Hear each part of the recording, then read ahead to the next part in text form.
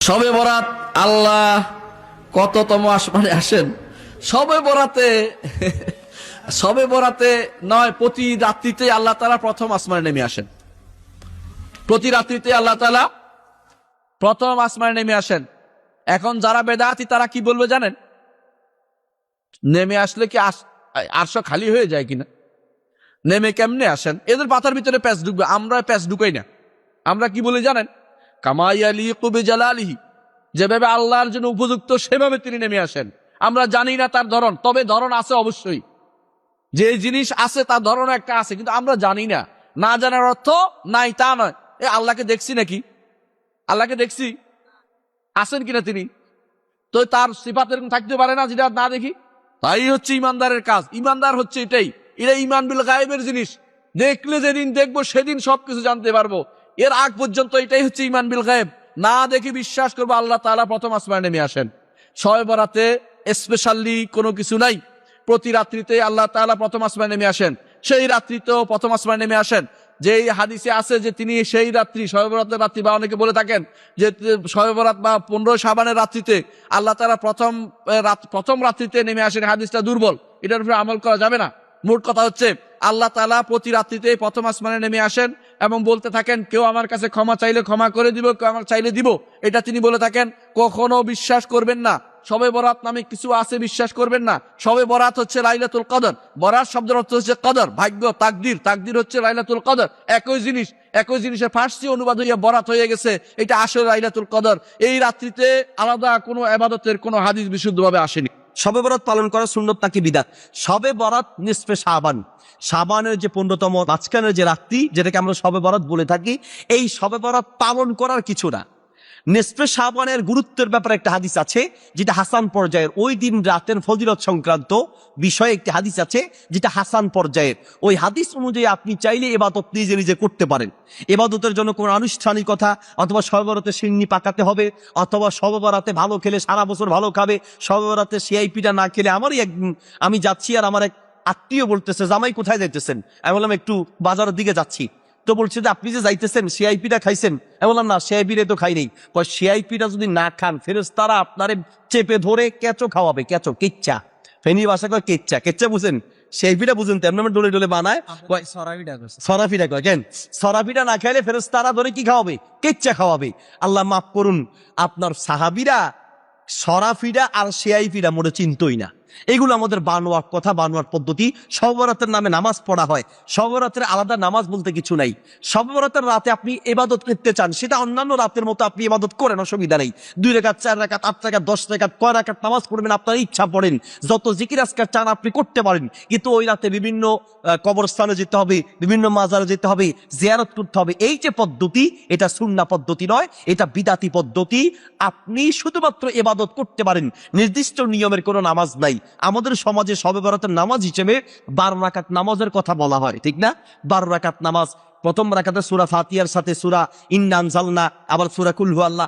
এই যে পদ্ধতির নামাজ, শবে বরাতের নামাজের নামে কোনো নামাজ নাই, শবে কদরের নামাজের নামে কোনো নামাজ নাই, শবে মেরাজের নামাজের নামে কোনো নামাজ নাই। নামাজ আপনি নির্দিষ্ট করে যদি বানাতে চান তাহলে অবশ্যই সেটা বিদআতে পরিণত হবে। শবে বরাত ফার্সি শব্দ। শবে বরাত আসলেই ঘরে ঘরে এই পিঠা বানানো শুরু করে দেয়। ঢাকা শহরে তো যারা ঢাকায় শবে বরাত দেখেছেন, সারা রাত পোলাপান আতশবাজি ফুটায়, সারা রাত কবরস্থানে পড়ে থেকে লাইটিং আর মোমবাতি জ্বালায়। এটার নাম শবে বরাত নয়। কথা বলেন ঠিক কিনা? এই রাতে আপনি ইবাদত করেন আর না করেন, আল্লাহর ঘোষণা, নবীজির হাদিস হলো সবাইকে আল্লাহ মাফ করে দেয়। শর্ত হলো শিরক করা যাবে না আর অন্তরের মধ্যে হিংসা রাখা যাবে না। আপনি যদি এই রাতটা ঘুমানো, আল্লাহ আপনাকে মাফ করে দেবে, কিন্তু অন্তরের মধ্যে কি রাখা যাবে না? হিংসা রাখা যাবে না। হিংসা আছে না নাই? হিংসা খুব খারাপ জিনিস। হিংসা হলো এমন, হাদিসের মধ্যে আসছে, আগুন যেভাবে কাঠকে জ্বালিয়ে পুড়িয়ে ছারখার করে দেয়, ঠিক কেউ যদি হিংসা করে তার ভালো আমলগুলো এরকম, এগুলো সব হিংসার কারণে জ্বলে পুড়ে ছারখার হয়ে নষ্ট হয়ে যেতে পারে। এই জন্য কারো ভালো জিনিস দেখে, কারো সুন্দর জিনিস দেখে, কারো আয় উন্নতি দেখে হিংসা করা যাবে। হিংসা করলে কিন্তু শবে বরাতের রাতে মাপ পাওয়া যাবে না। আর একটা হলো মুশরিক, যারা শিরক করে, যারা আল্লাহকে বাদ দিয়ে অন্যকে সেজদা করে। এরকম পার্টি আছে না নাই? মাজারে সেজদা করে, আছে না নাই? কথা বলে না, আছে না নাই? পীর সাহেবের পায়ে সেজদা দেয়, কথা বলেন, যদিও নামে কি মুসলমান, আল্লাহ তাকে মাফ করবে না। আমাদের দেশে শবে বরাতকে উদযাপন করা হচ্ছে, সরকারি ছুটি ঘোষণা করা হচ্ছে, হালুয়া রুটি সহ নানান কিছু হচ্ছে, মসজিদে সারা রাত ব্যাপী ইবাদত হচ্ছে, কবর জিয়ারতে মানুষ দল বেঁধে যাচ্ছে। এসব কিছুই শরীয়ী ভাবে অবৈধ, শরঈ ভাবে নিষিদ্ধ। সিদ্ধ কতটুকু? ব্যক্তিগতভাবে আপনি ঘরে ইবাদত করবেন। সুতরাং আপনি যদি মধ্য শাবানের রাতে ঘরে বসে ইবাদত করেন, নফল সালাত আদায় করেন, তাসবিহ তাহলিল পাঠ করেন, কোনো অসুবিধা নাই, আপনাকে বাধা দেওয়ার কেউ নাই। কিন্তু এ ব্যক্তিগত আমল যখন সামাজিকভাবে, জাতীয়ভাবে উদযাপনের রূপ নিয়েছে, এটা জায়েজ থেকে বিদআতে পতিত হয়েছে। আল্লাহর কাছে সবচেয়ে ঘৃণিত একটা কাজ।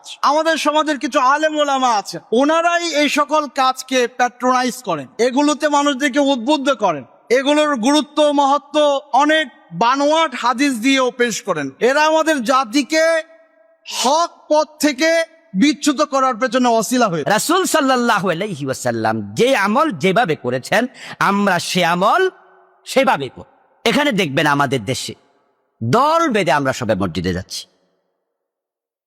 যারা গত 6 মাসে আসে নাই তারাও আসবে, অথবা গত শবে বরাত ছিল তারা আবার এই শবে বরাত আসে। মসজিদে লোকারণ্য হয়ে যাবে, লোকজনের জায়গা দেওয়া যাবে, এবং মানুষ মনে করছে এটা যে কি বিশাল ফজিলত, অনেক বড় সওয়াবের কাজ, আল্লাহ সব গুনাহ ক্ষমা করে। অথচ আমরা সুন্নাত দিকে যদি তাকাই, রাসূল সাল্লাল্লাহু আলাইহি সাল্লামের জীবনে 23 বছর নবুয়তি জীবন গেছে। 23 বছরের ভিতরে একটা শবে বরাত তিনি সাহাবীদেরকে নিয়ে এরকম মসজিদে ইজতেমাই ইবাদত করেন। তা আমাদের দেশে এটা চালু হয়েছে, আমরা করছি। এখন যদি আমরা বন্ধ করে দেই, বলি দরকার নাই, তাহলে হাজারো প্রশ্ন উঠবে। তার মাঝে একটা প্রশ্ন খুব মজা লাগে শুনা, সেই প্রশ্নটা হবে, হুজুর এমনি মানুষ নামাজ পড়ে না, তাও এক রাত তো পড়ত, এটাও মানা করে দিলেন যে হুজুর যে গত বছর পড়ছে হে এবার আসছে, তো এবার তো আসছে কম্প, যদি আপনি এটাও মানা করে দেন তাহলে তো হে এবারও আইলো না। শুনে মনে হয় কথা তো ঠিক, আরে মানা করবো না। আচ্ছা, এবার আমি আপনাকে একটা প্রশ্ন করি, এই বেটা যদি এইবারও না আসে আল্লাহর কি ক্ষতি হইতো? এই বেটা যদি এইবারও না আসে আল্লাহর কি লস? তাহলে আল্লাহর দ্বীনকে আপনি কি মনে করছেন যে আল্লাহকে আপনি হেল্প করছেন, সহযোগিতা করতেছেন? এভাবে 2-4 রাকাত পয়রা মাঝে মাঝে আইসা আপনার আমার যুক্তির নাম ইসলাম হবে না, ইসলাম হবে কোরআন এবং হাদিসের নাম, ঠিক না? এখন রাসূল সাল্লাল্লাহু আলাইহি সাল্লাম এই রাত্রিতে ইবাদত স্পেশালি করেন নাই, কিন্তু আমাদের দেশে সবাই এটাকে স্পেশাল ইবাদত বানিয়ে দিচ্ছে। এটা সুন্নাহর বাহিরে চলে যাচ্ছে আমরা। এই জন্য আমি মনে করি শবে বারাতে যখন মানুষ ইবাদত কেউ করতে চায়, অন্য অন্য রাত্রিতে যেমন নফল ইবাদত করে ঠিক একই রকম করবে, এবং ওই রাত্রিতে স্পেশাল কোন ইবাদত আছে এটা মনে করলে সে সুন্নাহর সীমা থেকে বেরিয়ে যাবে। বরং স্পেশাল ইবাদত সবে কদরে আছে, ঠিক না? সেটাকে গুরুত্ব বেশি দিন। প্রতি রাত্রে নফল পড়েন, এই রাত্রেও পড়েন, কিন্তু নির্ধারিত এই রাত্রেই নামাজ পড়তে হবে, নফল নামাজ এত রাকাত, এই ধরনের কোন সিস্টেম কোরআন সুন্নাহয় কোথাও নাই। আপনি নির্ধারিত করে শবে বরাতের রোজা কেন রাখেন? এটা হাদিস বিরোধী। বরং সুন্নাহ মোতাবেক যদি আমল করতে চান তাহলে এই পুরো মাসটাই নবী করিম সাল্লাল্লাহু আলাইহি ওয়াসাল্লাম রোজা রাখতেন। 12 রাকাত নামাজ, 20 রাকাত নামাজ, 1000 রাকাত নামাজ, এইরকম সূরা দিয়ে পড়তে হবে, এরকম পদ্ধতিতে পড়তে হবে, ইত্যাদি ইত্যাদি। এছাড়া লাইটিং করা, কবরে আলোকসজ্জা করা, মুরগি জবাই করা, খিচুড়ি পাকানো, পোলাও কোরমার ব্যবস্থা করা, মাজারে মাজারে দৌড়াদৌড়ি করা, এই সবগুলি হচ্ছে আমাদের মন গড়া ইবাদত। এগুলির সাথে এই রাত্রের বিন্দুমাত্র দূরতম কোনো সম্পর্ক নাই। কোরআন এবং সুন্নাহ পর্যালোচনা করলে দেখা যায় শবে বরাত শব্দটি কোরআন সুন্নাহর ভিতরে পাওয়া যায় না। তাহলে এই শব্দটি আমরাই আবিষ্কার করে নিয়েছি। আসলে কোরআন সুন্নাহর ভিতরে শবে বরাত নামে কোনো শব্দ নাই। শবে বরাত নামে যেটাকে ইন্ডিকেট করা হয় সেটা হচ্ছে লাইলাতুন নিসফে মিন শাবান, শাবানের অর্ধ রজনী। এই শাবানের অর্ধ রজনী নিয়ে আমরা অনেকে বাড়াবাড়ি করি, অনেকে ছাড়াছাড়ি করি। তো আমরা বাড়াবাড়িও করব না, ছাড়াছাড়িও করব না, যে রাত্রের যে ইবাদতের যে মর্যাদা, আমরা সেই মর্যাদা দেওয়ার চেষ্টা করবো ইনশাল্লাহ। প্রশ্ন হলো শবে বরাতের আমল সম্পর্কে কিছু বলুন কোরআন সুন্নাহর আলোকে। ভাইরা আমার, শবে বরাত অর্থাৎ মধ্য শাবানের যে রাত, লাইলাতুন নিসফে মিন শাবান, এই রাত সম্পর্কে বিভিন্ন হাদিস থেকে বোঝা যায় আল্লাহ রাব্বুল আলামিন মুশরিক, শিরকে লিপ্ত এবং হিংসুক, কারোর প্রতি হিংসা রাখে, এইরকম দুই ব্যক্তি ছাড়া বাকি যারা কারোর প্রতি হিংসা রাখে না, শিরকে লিপ্ত না, এই মানুষগুলোকে আল্লাহ তাআলা সাধারণ ক্ষমা ঘোষণা করেন। এবং এই রাতের ফজিলত সম্পর্কে অনেকগুলো হাদিস আছে। সেই হাদিসগুলোর বেশিরভাগের সনদের ব্যাপারে মুহাদ্দিসদের রেকমেন্ড হলো, মূল্যায়ন হলো যে সেগুলো দুর্বল, কিন্তু সবগুলো হাদিসকে একত্র করলে এই রাতের ফজিলত একেবারে অস্বীকার করার সুযোগ থাকে না। আবার আমরা এটাকে যেভাবে বছরের সবচেয়ে গুরুত্বপূর্ণ রাত বানিয়ে নিচ্ছি সেটাও সঠিক না, কারণ বছরের ইবাদতের জন্য সবচেয়ে ফজিলতপূর্ণ রাত কোনটা? শবে কদর না শবে বরাত? শবে কদর। তো সেটার চাইতে আপনি এটাকে যদি গুরুত্বপূর্ণ বানিয়ে ফেলেন সেটা অবশ্যই পরিত্যাজ্য। এই মাসের মধ্য রজনী, যেটাকে লাইলাতুন নিসফে মিন শাবান হাদিসে বলা হয়েছে, শাবানের মধ্য রজনী, শাবানের মধ্য রাত, মাঝামাঝি রাত, অর্থাৎ 15তম রাত, যেটি এই 14ই শাবান দিবাগত রাত বা মধ্য শাবান রজনী, যেটাকে আমাদের দেশে শবে বরাত বলি আমরা, এই রাত সম্পর্কে অনেকগুলো হাদিস বর্ণিত আছে। সবগুলো হাদিসকে সামনে রাখলে যে জিনিসটি আমাদের কাছে পরিষ্কার হয় তা হলো যে এই রাতের ফজিলত আছে, একেবারে কোনো ফজিলত নাই, এটা যেমন সঠিক নয়, আবার একইভাবে আমাদের কাছে এটাও পরিষ্কার হয় এই রাতকে আমরা অনেকে এত মর্যাদার রাত মনে করি যে লাইলাতুল কদরের চাইতেও গুরুত্ব বেশি দিয়ে থাকি। আমাদের দেশে এই রাতে যত বেশি ইবাদত বন্দেগী করার জন্য মানুষ চেষ্টা করে, মসজিদে আসে, একত্রিত হয়, শবে কদর পাওয়ার জন্য এর ছিটে ফোটা বা এর সামান্যতম চেষ্টাও মানুষ সাধারণত করে, অথচ এ রাতের এত ফজিলত নাই যত ফজিলত বলা হয়। বিশেষ করে এ রাতে ভাগ্য নির্ধারণ হওয়া সম্পর্কিত বর্ণনাগুলো গ্রহণযোগ্যতার লেভেলে উত্তীর্ণ নয়, বরং সূরা দুখানের আয়াত থেকে বোঝা যায় সারা বছরে বান্দার ভাগ্যটা ঠিক হয় লাইলাতুল কদরে। যেই লাইলাতুল কদর বা শবে কদর হলো রমজানের শেষ দশকে। সূরা দুখানে আল্লাহ রাব্বুল আলামিন বলেছেন ফিহা ইউফরাকু কুল্লু আমরিন হাকিম। তার আগের আয়াতে আল্লাহ বলেছেন ইন্না আনজালনাহু ফি লাইলাতিন মুবারাকা, আমি কোরআনকে একটি বরকতময় রাতে নাজিল করেছি। এরপরের আয়াতে আল্লাহ বলেছেন ফিহা, সেই বরকতময় রাতে যে রাতে কোরআন নাজিল করা হয়েছে, সেই রাতে গুরুত্বপূর্ণ বিষয়গুলো ধার্য করা হয়, পৃথক করা হয়। এবং এই আয়াত থেকে বোঝা যায় যে রাতে কোরআন নাজিল হয়েছে অর্থাৎ লাইলাতুল কদর, সে রাতে আল্লাহ তাআলা ভাগ্য ঠিক করেন। তবে হ্যাঁ, লাইলাতুন নিসফে মিন শাবানের একেবারে ফজিলত নাই, ব্যাপারটা সেরকম নয়। এ রাতে আল্লাহ রাব্বুল আলামিন হিংসুক এবং মুশরিক ছাড়া, যারা অন্যের প্রতি হিংসা করে এবং যারা শিরকে লিপ্ত, এই মানুষগুলো ছাড়া বাকি মানুষগুলোকে আল্লাহ তাআলা সাধারণ ক্ষমা ঘোষণা করেন। অতএব আল্লাহর ক্ষমা পাওয়ার জন্য এই রাতে বান্দা চেষ্টা করবে, তার আগে থেকে নিজেকে শিরক থেকে পরিচ্ছন্ন করবে। কারোর প্রতি হিংসা থাকলে, শত্রুতা থাকলে, বিদ্বেষ থাকলে সেটা থেকে নিজেকে পরিষ্কার করার চেষ্টা করবে একজন ইমানদার মানুষ। এ হলো শাবান মাসে একজন ইমানদারের করণীয়। বিশেষ করে এই মাসে রমজানের জন্য আগে থেকে প্রস্তুতি নিতে হবে। কি প্রস্তুতি? যে আমার রমজানে কখন আমি কোরআন তেলাওয়াত করব, এই রমজানে আমি কয় খতম কোরআন দিব, কত পারা কোরআন তেলাওয়াত করব, আমার কোরআনের তেলাওয়াতের জন্য কোন সময়টা ঠিক করব, ফজরের আগে পড়বো না পরে পড়বো, আমি এই রমজান মাসে কোন বদভ্যাসটা বাদ দিব, কোন খারাপ কাজটা বাদ দিব, এগুলোর পরিকল্পনা একজন মুসলমান করবে। সারা বছর সালাতের খবর নেই, আর শবে বরাতের দিনে সালাতে আলফিয়া 100 রাকাত সালাত নিয়ে পড়ে গেছে, সারা জীবনের পাপ আজকে ক্ষমা নিয়ে নেবে। আছে না? তাও আবার কত ফজিলত যে যদি মাগরিবের পরে গোসল করে, মানে চুল না মুছে, গোসল করে চুল না মুছে যদি সালাতে দাঁড়ায়, তাহলে তো ফজিলতের শেষ নেই। চুল বেয়ে বেয়ে প্রত্যেক ফোঁটা পানি পড়বে আর গুনাহগুলো ঝরে পড়বে এই সালাতে আলফিয়ার। অথচ এই হাদিস ঠিক নয়।